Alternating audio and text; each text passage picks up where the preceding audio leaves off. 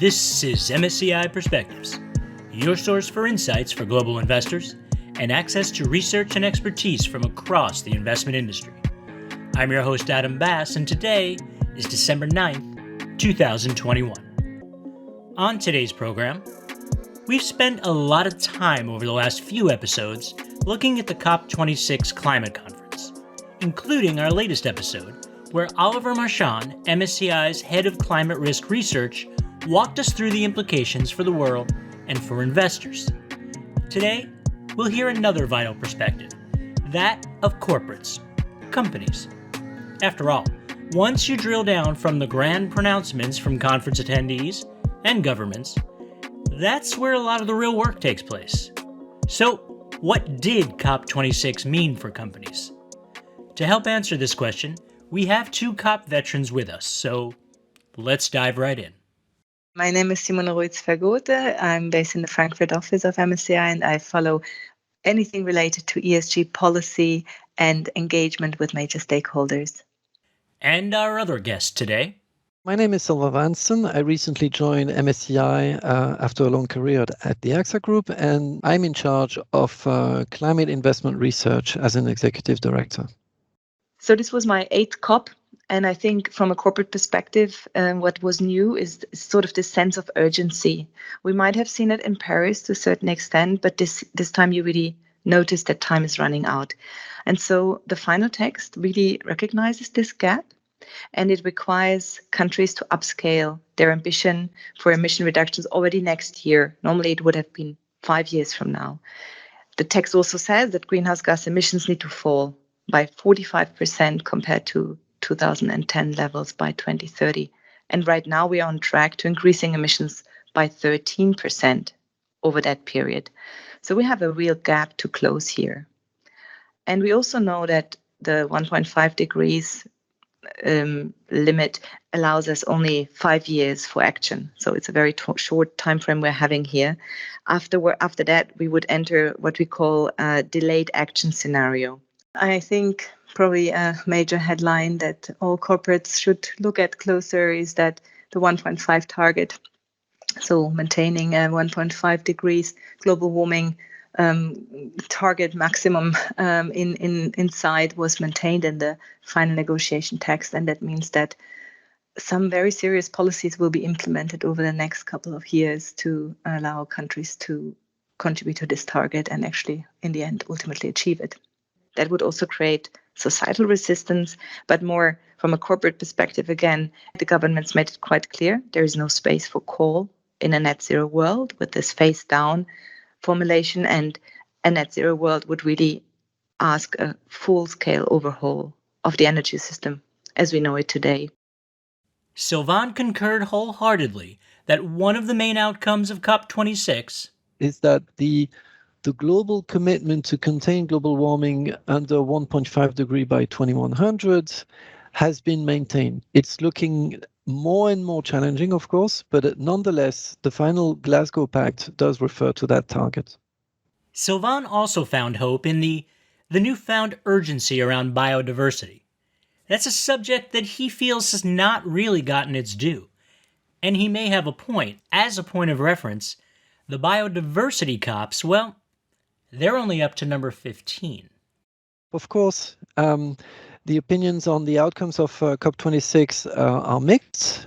For sure, it didn't satisfy everybody, but it's clear that it wasn't a failure either. Many interesting things happened. I think, for example, the very important narrative space given to biodiversity, nature-based solutions, the loss of nature-related services. This was an important piece of the conversation, and that is really new. I would have expected this to happen at COP15 in Kunming in China, which is a parallel COP dedicated to biodiversity, but actually biodiversity was all over the place in Glasgow. That's really interesting. I asked Sylvain why he thought biodiversity was getting more attention this year. Why this newfound sense of urgency? I think it's due to the relatively sudden realization by corporates, investors, and countries and heads of states that the biodiversity crisis is already on us. It's happening. It's fast. It runs deep. It is worrying because it is at the end of the day about sustaining life on Earth, but also about, obviously food production, pharmaceuticals. It's pretty significant. And while scientists have been warning about that, the erosion of biodiversity for many years, actually, it's only since, I would say, 2018, 2019, maybe, that this has started to become an investment community-related conversation. That is important because, of course, this is where financial flows can happen. We've had, for example, at the beginning of COP, a commitment to halt deforestation, 100 countries covering, I think, around 85% of forests that committed to end deforestation by 2030. We've had good commitments on public funding. Like all matters climate related, the trick is getting from commitments to action. And doing so takes guidelines, measurement, and a task force with an acronym. We now have the Task Force on Nature-Related Financial Disclosures, the TNFD. I think especially listeners to this program are getting somewhat familiar with the initials TCFD, but can you talk a little bit about the TNFD and through the lens of why should companies, corporates, why should they pay particular attention to this task force? Absolutely. So I'm quite close to the TNFT project. In my previous role, I have been part of the teams pushing for the creation of the TNFT and very much involved with the actual creation of the TNFT, so the Task Force on Nature-Related Financial Disclosures. It was launched last summer with a great team of leaders, a fantastic secretariat, good partners in this organization. And of course, as the name would imply, the idea is to emulate the success of the TCFD. But however, there's differences between the two projects. For starters, the TNFD doesn't have a mandate from the FSB, so it has to operate on a looser mandate given to it by the market generally, but also by the G7 in Q2 this year. The FSB is the Financial Stability Board. It's a recognized international body that works to promote global financial stability.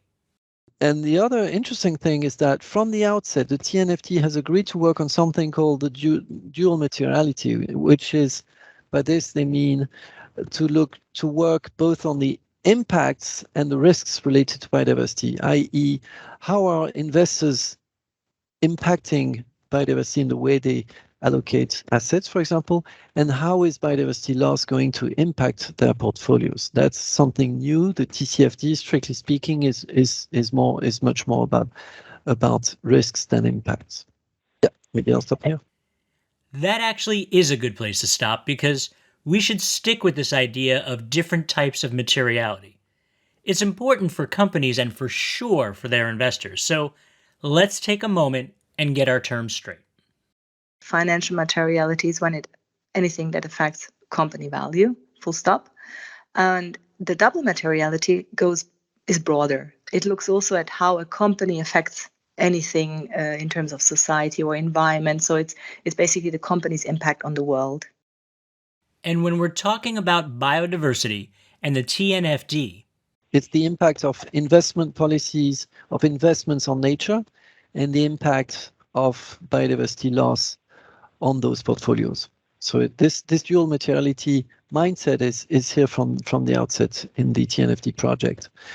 Now, it's interesting also because the TNFD has announced it will come up with guidance, first draft guidance for corporates to report on their impacts and risks related to nature loss by early 2022. I think it would be interesting for all corporates, especially in some sensitive sectors such as, mining, building materials, pharma, agriculture, food products, to look into these draft guidelines and try and improve them, because once those guidelines become final, if the success of the TCFD is to be replicated, then they will become market practice. Sometimes even they will be integrated into local regulation. So we will be stuck with it. So we might as well have a good reporting framework from the outset. So essentially, we're talking about getting your voice heard as we come up with how the structure will be for reporting, standardization, in other words, which obviously is a big topic even on the carbon side. But when it comes to biodiversity, I've heard it said that while a ton of carbon is a ton of carbon, a tree is not a tree. Well, that is definitely true. A tree is not always a tree, and the way you measure, for example, its ability to capture carbon or its ability to harbor a biodiverse life is quite different. People have to look into water eutrophisation, land use, land occupation, water pollution, air pollution, deforestation, drivers for deforestation, etc. So we don't yet have a fully mature set of KPIs to monitor risks and pressures on biodiversity. However, there are some areas where you can start working on. For example, is my business, are my investments contributing to deforestation? And here, it's quite clear what are the main drivers of deforestation. It's industries like beef, timber, palm oil, soy, that are the main drivers of deforestation, and it's occurring in a handful of countries. So you can start by looking at your exposure to those sectors in those countries, and you start to have a good sense of at least whether or not you're contributing to deforestation. Deforestation, of course, is a key concern both from a climate perspective and biodiversity perspective. If you want to have a more thorough, comprehensive perspective on the issue, then this is where the TNFD guidelines come into place, because it will look at every sector out there, and it will produce guidance for corporates to report on more sophisticated drivers that then companies such as MSCI, for example, can handle and turn into metrics that will be helpful for monitoring or strategic asset allocation and so on. Besides biodiversity, finance also had its moment in the sun at COP, or was grilled under harsh light, depending on your point of view. The main questions were around, of course, the $130 trillion commitment toward net zero efforts. The resulting announcements received a less than enthusiastic response from many, so I asked Simone what was behind that. I think because the number just seems to be so big, and you don't see necessarily the financial market yet steering clear of fossil fuel assets, for instance. And there seems to be a contradiction, but these 130 trillion come from the number of actors that have put their head in the basket. And really, they're having basically said, we will contribute to this. We want to contribute to achieving net zero. And in the end, that's a commitment that is far stretched. That comes the second point of critique, because it's a net zero by 2050. But by committing to this Glasgow Net Zero Financial Alliance, the GFANs, these institutions, they have actually said, we will set short-term targets. So they will need to do something fairly soon. They also have said, we will report every year on our targets. And they also have said that they will be ready to having these targets reviewed. And I think all of that will lead to some transparency around the net zero strategy that stands behind these 130 trillion. I think the major message is that there is a hell of a lot of capital that has been put up for a net zero transition, with significant commitments. When you look at the details of this, also called Race to Zero starting line criteria, there is a pledge, there is a plan, there is going to be publication. The scope is defined. It includes scope 3. That's very relevant for the financial sector. And like other industries, this has an impact not just on the investment companies themselves, but all of their vendors and their customers. So this could have quite a ripple effect, no? Yes, there is a whole ecosystem to that, and I think this is really relevant. So if the asset owner goes out there and tells his asset manager, even if that asset manager has not signed up to that alliance, that will have that direct ripple-on effects. That also has ripple-on effects for the data providers like MSCI that have to deliver certain quick deliverables, in the sense that they need to make sure that their clients can actually deliver on these commitments. And now over 90 of the founding members have already delivered such short-term targets, and they have committed to reducing portfolio emission by 25 to 30%. And what is interesting maybe is that there are so many different approaches to how to get to net zero, and that will, I think these alliances will play a role in finding a method that allows for the best approach, and then sort of a best practice approach that will then also lead to a better comparability of these different commitments. Because right now you see that there are so many different ones that it makes it sometimes hard to assess real progress or real success. I think those net zero commitments under GFANZ are hugely important. GFANZ is the Glasgow Financial Alliance for Net Zero, the top dog of investment industry alliances Simone was referring to. And they're not some kind of remote commitment by a bunch of investors, banks, and asset managers and asset owners and insurers for that, that will only impact the way they do business. I think it's pretty clear that within a pretty short time frame, those commitments by the investment community will bite into the way they do business. For example, I've worked a lot on the Net Zero Insurance Alliance. At the end of the day, once it is fully launched through a quantitative set of targets for its members, this will change quite significantly the underwriting terms in the commercial lines insurance industry. This means that if you're a carbon intensive client, the terms of an underwriting will be different than if you are, maybe a climate solutions provider, or if you've committed to net zero and you can show how it's done. This is the same for banks. They will start to rebalance their portfolios. It's already happening for asset owners. When the Asset Owner Alliance, which was, I believe, the first net zero alliance, was launched, shortly after its launch, a few months later, it created its own target setting protocol that comes with so-called intermediate targets, which means that all of the AOA members now have an intermediate target to reduce the carbon intensity of their portfolios, usually corporate debt, corporate fixed income, equities and real estate. Sometimes it goes a bit larger than that. And this means that already today, I know for a fact that those asset owners have already started to rebalance their portfolios. So when I say it's going to bite into the way business is being done, it's already the case. It will change the shape of financial services for many years to come. The Net Zero Asset Owner Alliance has been one of the first initiatives to set themselves a target setting protocol, and they also look at this new initiative to see how that can be aligned. And I think interesting here is that they have committed to really a 25% reduction for financial portfolios until 2025. That's in less than 4 years, but in 3 years from now. So that's a very near-term target and quite an ambitious one, more ambitious than most governments have committed to.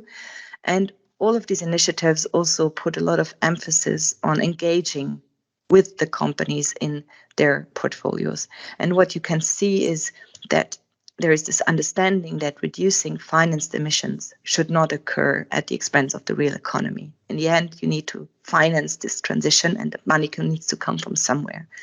And that's why this engaging with the companies in your financial portfolio is really important. And I've seen that it's difficult. I've seen that firsthand when I worked for an asset owner, and I've seen that it's, I've also seen that it's oftentimes actually more welcome than you might expect. So some guidance is welcome, some engagement is welcome, some support from the investment community in implementing this agenda. The corporate side is welcome.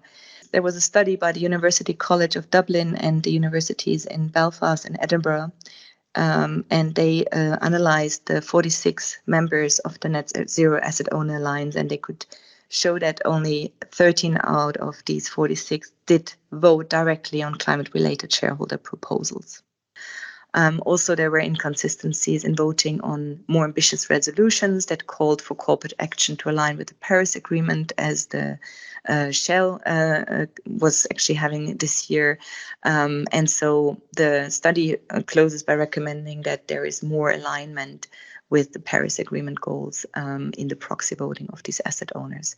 So I think there is room for improvement, but it stays to be said that these net zero initiatives all push and call for this engagement, which I think can really make a larger difference.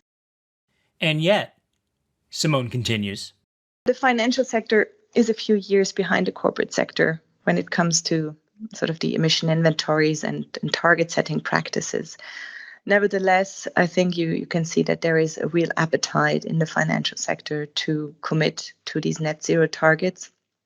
And maybe the commitments don't always understand or fully understand what's really involved in these target setting commitments. So there's actually quite a gap between what's currently practiced and what's required when you enter such a commitment or alliance.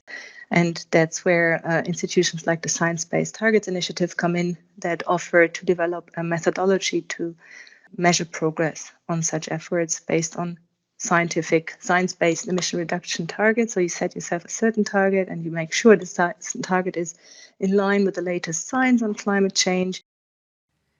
The Science-Based Targets Initiative is a partnership between a number of nonprofit organizations, from the CDP Disclosure Insight Action to the World Wildlife Fund, as well as the UN's Global Compact. So a pretty impressive pedigree.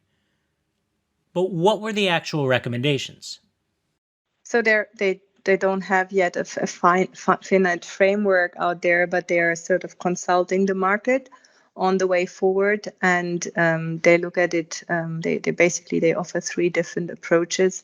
For instance, you can look at how your portfolio aligns with net zero transition.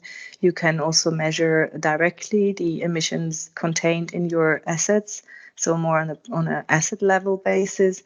But the ultimate aim should be to allow investors to measure their financial footprint on the emissions basis, and then to decarbonize over time. And I think here what you can see is that they provide answers to questions like, how should fossil fuels be addressed within such a target formulation?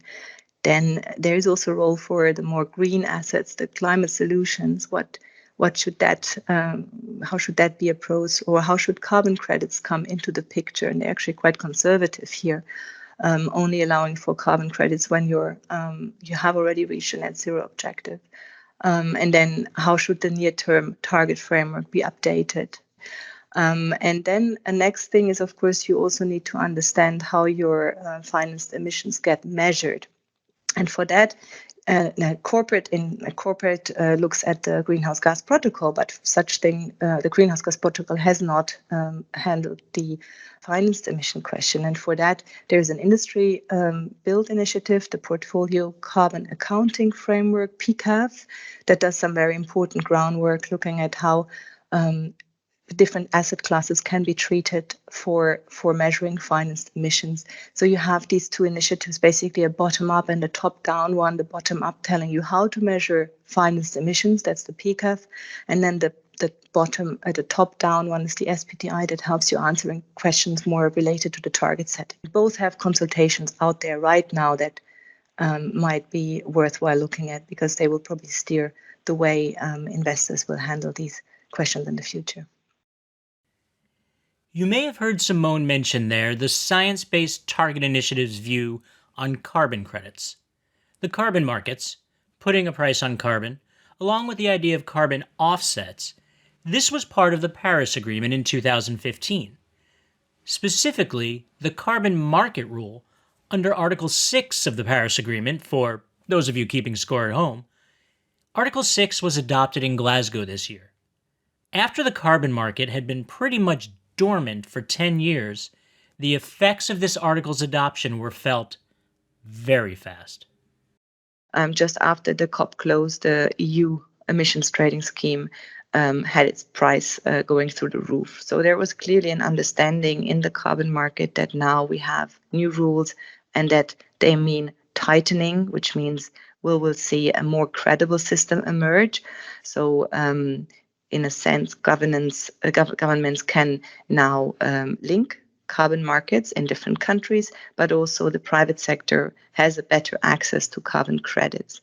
And as a result of that, the cost of reducing emissions should go down, and that allows then for deeper emission cuts. So you basically allow for higher ambition in the implementation phase.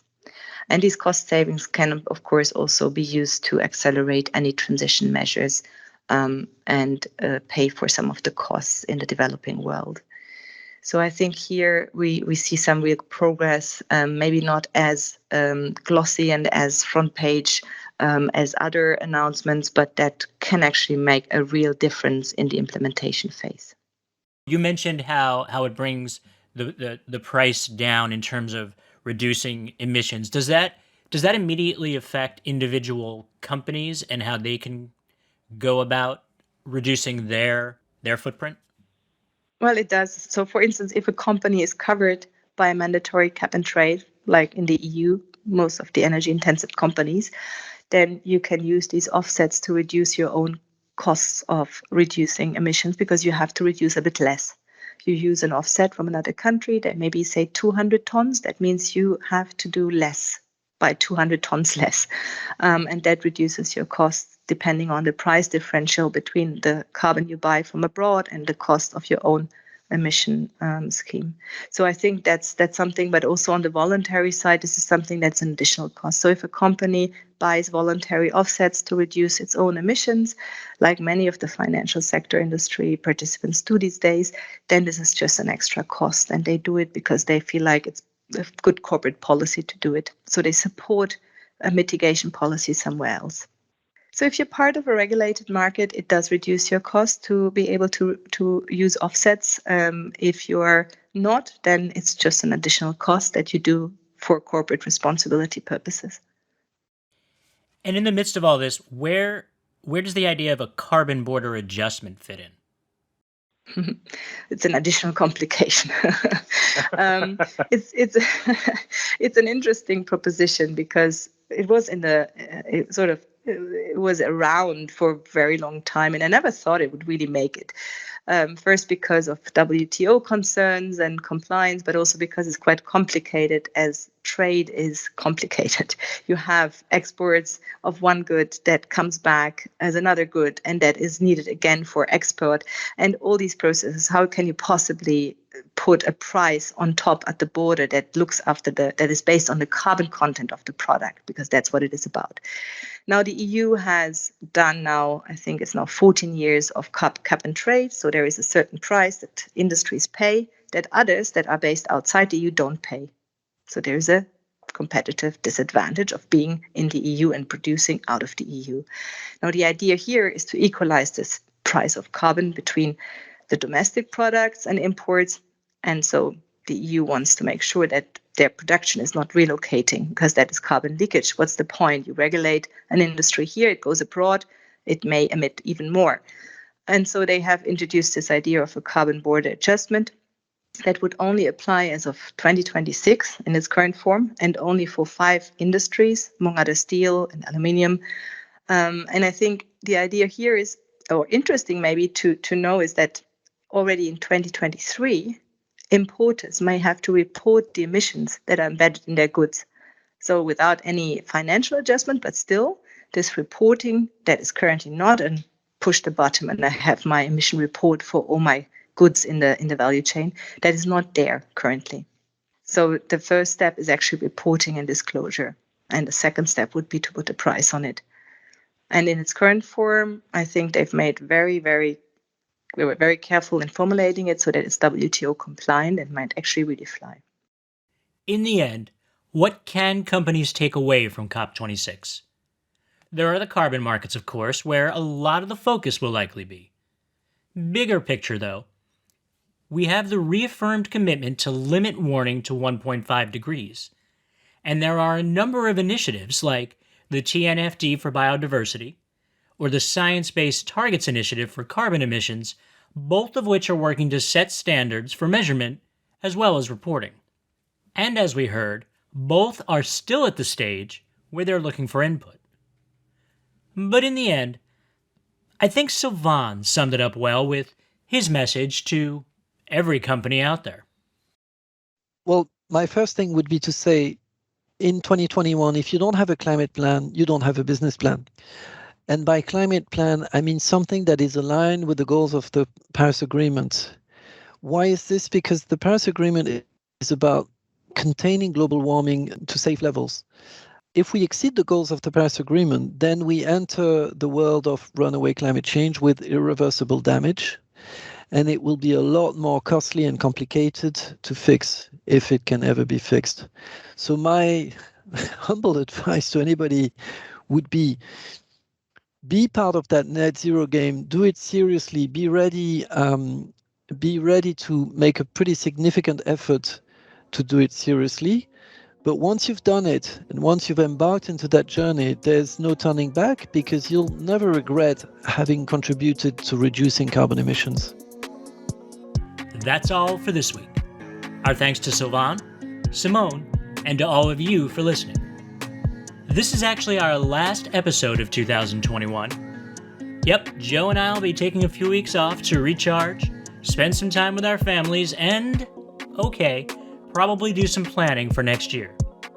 From everyone at Perspectives, we wish you and yours a very joyous holiday season and a very, very happy new year. Until then, I'm your host Adam Bass, and this is MSCI Perspectives. Stay safe.